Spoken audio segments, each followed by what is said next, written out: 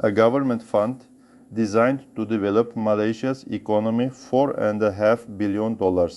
Stolen, the money paid for a Picasso painting, a super yacht called the Equanimity, a penthouse in New York, and The Wolf of Wall Street, the film about Wall Street greed, was literally funded by stolen money. This is the largest kleptocracy case in US history, and almost nobody knows the full story.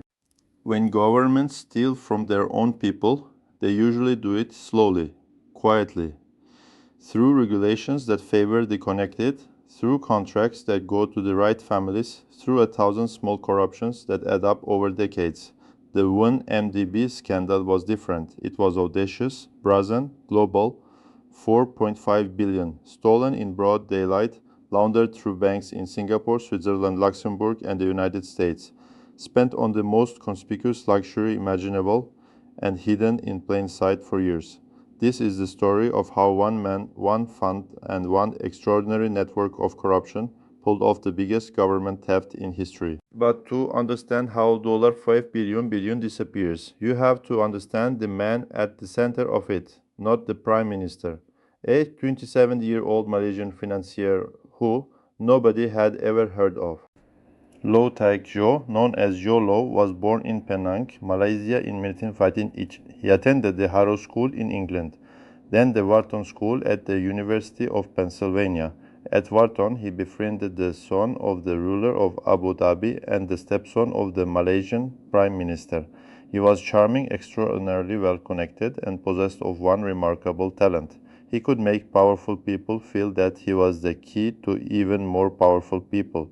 By his late 20s, Joe Low had inserted himself into the highest levels of Malaysian politics. He had no official position, no government title, no formal role, but he had access. And in 2001, when Malaysian Prime Minister Najib Razak launched a new sovereign wealth fund called One Malaysia Development Berhad in MDB, designed to attract foreign investment and develop the Malaysian economy, Joe Low became its shadow architect, the man behind the scenes, the man who would turn a development fund into the world's most elaborate theft.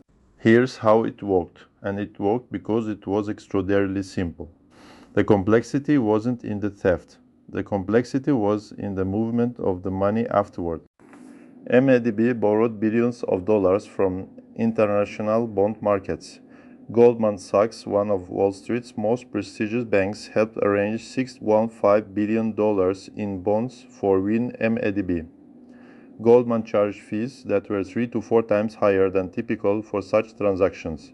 Investigations revealed that substantial amounts were siphoned off for personal gain, with funds diverted into private Swiss bank accounts and used for lavish expenditures including luxury, real estate, and financing Hollywood films. Digital defined. Here's how the money moved. MADB raised funds from international investors. Those funds were meant to go into legitimate Malaysian development projects. Instead, billions were transferred to a series of shell companies with names like Good Star Limited, Abar Investments PJS, Blackstone Asia Real Estate Partners. Most of these companies had nothing to do with the legitimate entities their names resembled. They were empty shells, bank accounts, addresses on paper. From there, the money dispersed globally. 700 million landed in an account belonging personally to Prime Minister Najib Razak, which he later tried to explain was a donation from the Saudi royal family. Other billions moved to accounts in Switzerland, Singapore, and the Cayman Islands, and from there, it bought things. Extraordinary things. Police raided Najib's properties, seizing cash, jewelry, and luxury handbags worth up to 273 million. Curious folk, Joe Low purchased a Picasso painting for $35 million, a Monet for $35 million. He bought a super yacht, the Equanimity, for $250 million. He rented out entire nightclubs in Las Vegas and New York. He threw parties where bottles of champagne cost Henry's mouth. And most audaciously of all, he co-produced a Hollywood film, The Wolf of Wall Street, a film about financial fraud and excess, funded by money stolen from a Malaysian development fund. The scandal unraveled the way most financial frauds do.